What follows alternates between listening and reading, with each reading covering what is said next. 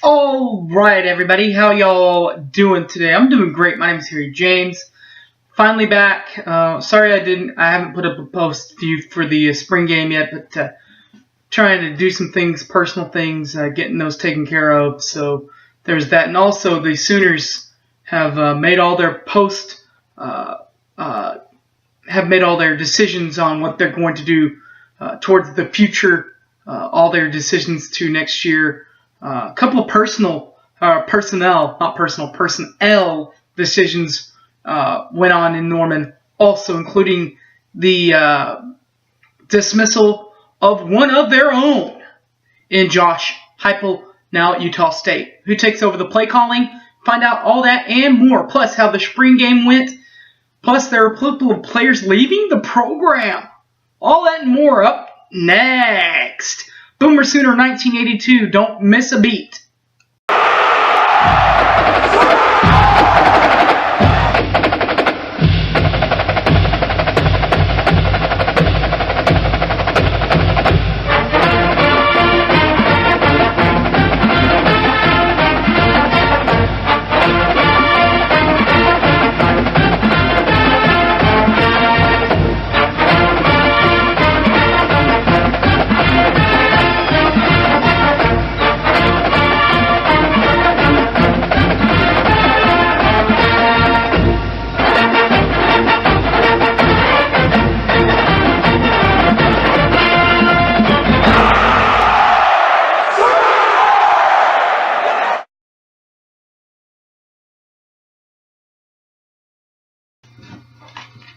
Sooner fans, hello. My name is Harry James. As I've already said to you earlier in the preset, there have been some changes made to this coaching staff,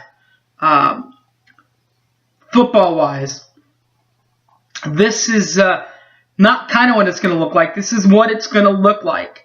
The biggest change that you'll see is we're going back to the original set of where this offense was made. Josh Heupel resigned, bringing on Lincoln Riley, who led the offensive system at Tech. He knows the system. He was actually a fourth-string quarterback at Tech in the early 2000s. Left that position to become a statistical analyst on the Texas Tech staff, so knows about the coaching staffs and about how crazy Mike Leach can be. Running the ball, in charge of that, and staying with special teams. So he'll stay with special teams, and he'll move to the running backs and fullbacks. And that's going to be current Oklahoma assistant Jay Boulware. Of course, comes over from Auburn from a few years ago. Just special teams last year, being put back in the in a little bit more of the offense now with the running game. The wide receivers, they're being split this year. It's going to be so many changes with the Texas Tech, going back to the Texas Tech sets, that they've decided to split the wide receiver cores. Handling one of them will be the inside receivers, and that will be former Oklahoma coach, or current Oklahoma coach, former Oklahoma Sooner, Cale Gundy, brother of current Oklahoma State coach Mike Gundy, and Dennis Simmons. He'll be the outside receiver coach. He comes over from Washington State and from the madman himself, Mike Leach. That's offensive changes. There have also been some defensive changes. One of the most significant there, on the sidelines will no longer be Bob's brother Mike. He's going to be up in the presser box with a couple of those guys. He's being in charge, put back in charge of the entire defense, and all he's going to do is just take care of the outside backers. Striker, Devontae Bond, those guys. He'll handle those two guys, those two position, the outside backer position, and the entire defense from up in the press box. At least that's where he was for the spring game. Tim Kish will stay inside with the middle backers, so that's taken care of. The defensive backs where Mike was at, Now that's being held down by Terry Cooks. Cooks comes over to the University of Oklahoma from another name-type program, Notre Dame. So the Sooners faced him last year in South Bend 2 years ago. 3 years ago, played them here in Norman. And then Dyron Reynolds will take over for Montgomery. Of course, Montgomery left for the NFL. Montgomery, of course, will take care of the Hog Mollies up front. The front three defensive linemen. The Hogs up front. For the game itself, pretty good for their first spring game out there. As the Crimson outlasts the Cream in a 20-7 win for the Crimson. The Sooner statistical leaders, Baker Mayfield. Another good night for him. He had a $176 in the air and this afternoon, 2 touchdowns, did have an interception. Running the ball for the Sooners this afternoon, that afternoon specifically, was Daniel Brooks. He had 21 carries, a $154 on the ground, didn't touch the end zone though on rushes. Helping Baker out, getting 93 of the 176 yards was Jeffrey Mead. Like I said, he had 93 yards, 4 of them on catches, 4 catches, 93 yards, 0 touchdowns. The defensive player of the game for Mike Stoops, Reuben Hunter, played well, 13 tackles and a forced fumble. Kicking the ball, Nick Hodgson was 2 for 3, including a 20-yarder. The Sooners did not punt in this game. It was either a 4th and go for it, or it was a field goal opportunity. The scoring drives for this game, the quarterback, Trevor Knight, got things started off on a 2-yard option keeper, 2 yards up on the ground, 7-0 Cream team with 6:27 left in the ball game. After that, the Nick Hodgson show started. He had a 20-yarder to put the Cream on the board, Crimson on the board, 7-3 with no time left in the first quarter, but they are on the board. Second half, Nick Hodgson kicked his long of 47 yards to put the game 7-6 Cream team, 0s left on the scoreboards, and we are at intermission.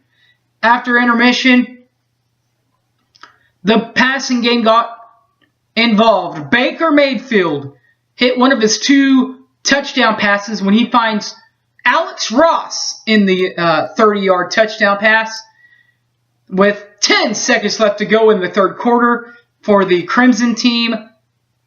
14-7 Crimson. Alex Ross then has a touchdown of his own, 8-yard touchdown run on the handoff.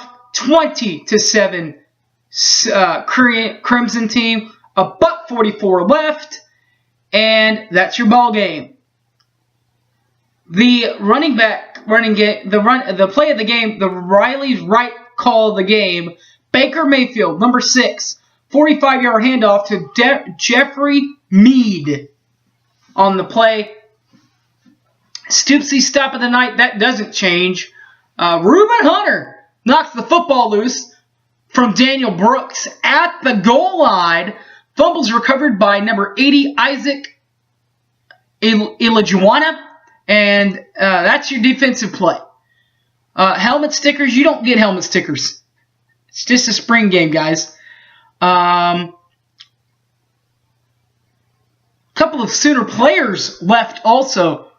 Didn't talk about that earlier. Forgot to talk about that. That's the coach's staff that I just named out. There have also been some player personnel changes. Most notably, Keith Ford, the starter from last year, academically ineligible, considering transferring out. Not considering transferring out, he is transferring out. Texas A&M is kind of the hot spot for him right now. If you're a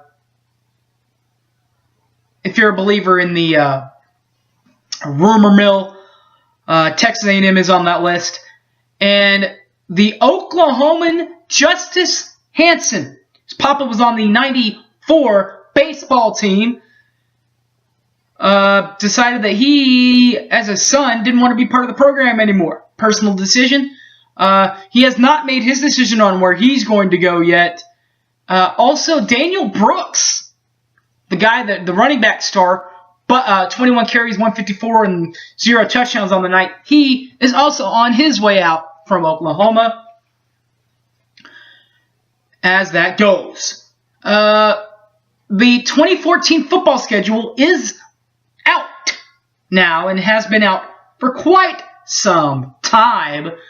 It includes games against Akron. Akron went 5-7 last year, 3-5 in the Midwest in the MAC. The Sooners will then head to the Knock at Tennessee. Tennessee went 7-6, 3-5 last year in the SEC. 7-6 win season does include a win over Iowa, 45-28 in the Tax Slayer Bowl. Oklahoma will then come home for a few games where they will first play Tulsa, who went 2-10, 2-6 in league play with the American Athletic Conference last year. The Sooners will then play their first conference home game, where they will play 7-6 West Virginia. As I said, they went 7-6 last year, 5-4 in Big 12 action. They lost to Texas A&M 45-37 in the Liberty Bowl. Sooners will then pack their bags again and head up the road to Dallas in the State Fair Park, where they'll play Texas. 7-6 was Texas last year, 5-4 in their action in the Big 12, and they, like West Virginia, lost their bowl game. Texas, though, got slammed pretty good, 31-7 in the Texas Bowl by the Arkansas Razorbacks. Congratulations, Arkansas. Kansas State would be next on the list. At Kansas State, that is. 9-4 were the Wildcats last year. 7-2 in Big 12 play. The 9-4 season does include a loss to UCLA in the Alamo Bowl, 45-35. The Sooners then take another leave of bowl teams. 3, in fact. Texas Tech, Kansas, and Iowa State, all 3 teams not bowl eligible last year. 2 of the 3 are at home, including a game against Texas Tech, 4-8 in action last year, 2-7 in Big 12 league play. A game at Kansas, 3-9 overall, 1-8 in Big 12 play. And Iowa State will be in Norman. They come off of a 2-10 year, 0-9 in Big 12 league play. The Sooners will then jump back into bowl action, where they will play the next 3 games against bowl teams in their own right. At Baylor, TCU, and then at Oklahoma State. The Baylor one is first. Baylor went 11-2 last year, 8-1 in Big 12 play. Lost to Michigan State in a heartbreaker, 41-42 in the Cotton Bowl in Cowboy Stadium. They will then head home for senior night, where they will play TCU. Texas Christian went 11-2 last year. 12-1 last year, 8-1 in league play. Lost to Washington. They beat Ole Miss 42-3 in their version of the Peach Bowl. Speaking of, sorry about the last one, Washington, Oklahoma State beat them at OSU the final game. Oklahoma State finished 7-6 overall, 4-5 in Big 12 play. As I said, they did beat Washington in the Cactus Bowl 30-22. The Sooners will play 7 bowl teams next year overall, including non-conference and conference opponents. 3-4 in bowl games, including a 1-1 split with BCS teams. Of course, TCU beat Ole Miss in the Peach Bowl, but Baylor lost to Michigan State in the Cotton Bowl. Thanks for watching, everybody. Coming up next, in the next few weeks, we'll be breaking down each one of these games individually. Akron will be up first next weekend, so stay tuned for that. Follow me on Facebook, Harry James Taylor, or tweet me at SoonerFanOK. Thanks for watching, everybody. I love y'all for watching. More importantly, I love my Sooners. Guys, we are officially under 100 days until college football in Norman, Oklahoma. Oh, how sweet it is. See y'all on the flip side, where we will break down Akron, the season opener next year for the Sooners. Until then, thanks for watching, everybody. Remember to find me on Facebook, Harry James Taylor, or tweet me at SoonerFanOK. Thanks for watching, everybody. And as always, Boomer Sooner, everybody. Take care.